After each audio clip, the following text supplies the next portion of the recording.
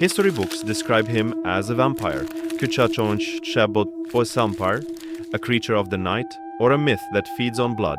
But the truth is much darker and much sharper than fiction. Forget the caped count created by Bram Stoker. The man before you was flesh and bone, but his soul was forged from ice. He was the third prince of Wallachia. It was Vlad, known to us as Vlad the Impaler, called by his people Dracula, meaning the son of the dragon. Everything started in the shadow of the Ottoman palace. As a young child, he was given to the Ottomans as a hostage of loyalty by his father. For years, he breathed the same air and received the same education as the future conqueror, Mehmed II, in Edirne.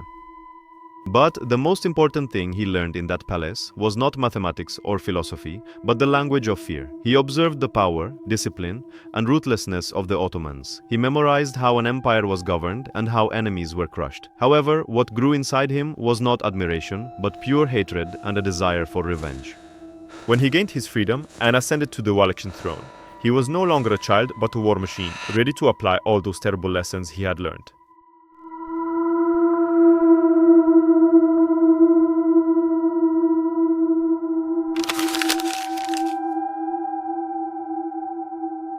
When he returned to Wallachia, what he found was chaos, betrayal, and weakness. The boyars, that is, the nobles, had killed his father and brother and divided the country. Vlad's response was one of the bloodiest banquets in history. He gathered all the nobles at a feast, and when the meal was over, Wallachia's elite were no longer at the table, but on stakes. That day, he had sent his message to the world. The price of betrayal was death, and this death would not be quick. He established a system where there was no theft, lies, or laziness, but he plastered this system with blood. He placed a golden cup at the fountain in the town square,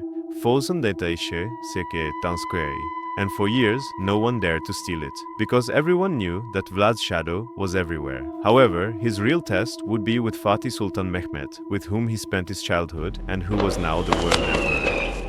When Vlad refused to pay taxes to the Ottomans, he wasn't just starting a rebellion, he was challenging the world's most powerful army. When Sultan Mehmed sent his envoys, Vlad nailed their turbans to their heads, sending not a diplomatic response, but a declaration of war. The die was cast. As Mehmed crossed the Danube with his massive army, Vlad's chances of winning were mathematically impossible.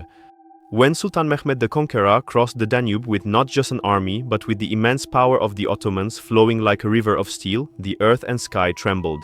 However, they faced not an honorable enemy, but a bloodthirsty shadow. Vlad was aware of the certainty of mathematical defeat. Onzi, tonzin te di adita. That's why he turned the war into a nightmare simulation, rather than a challenge. As he retreated, the scorched earth he left behind was not just a strategic move, but a ruthless massacre inflicted on his own people. While setting villages on fire, he poisoned wells and spilled blood on the land. He drove lepers, plague victims, and sick people into the path of the Ottoman army. Vlad used the geography as a weapon and terror as a shield. Sudden ambushes from the darkness of the forests targeted not the soldiers of a glorious army, but their nerves. The aim was not to kill a massive elephant, but to drive it mad with fear.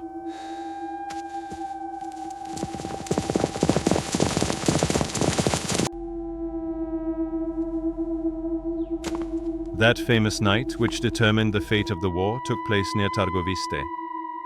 It was one of the most daring and savage suicide missions history has seen. A night raid, Vlad, with thousands of soldiers holding torches and a deadly madness in their eyes, stormed into the Ottoman camp in the pitch-black night.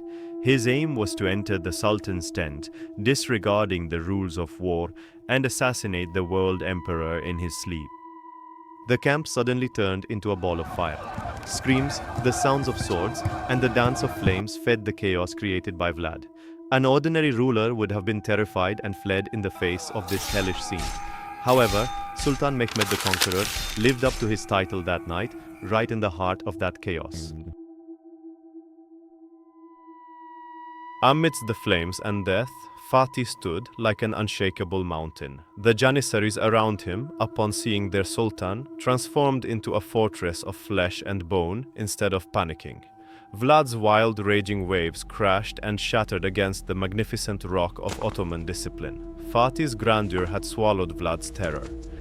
At dawn, as Vlad retreated into the darkness with the anger of not reaching his goal, he left behind only an army legendary for its discipline and a fearless sultan. When Fatih broke the resistance and entered the capital Targovishte, he encountered one of the most chilling scenes in human history: the forest of the Impaled. Vlad had impaled 20,000 people, regardless of women, children, or the elderly, over an area stretching for kilometers. The stench of the corpses poisoned the sky, and the brutality of the scene nauseated even the toughest soldiers. This was the final and greatest stage prepared by Vlad's sick mind to instill fear in the heart of the Ottomans. However, the conqueror was a ruler who acted with imperial wisdom, not with his emotions. He felt a mixture of disgust and anger in the face of this barbarism, but he never backed down.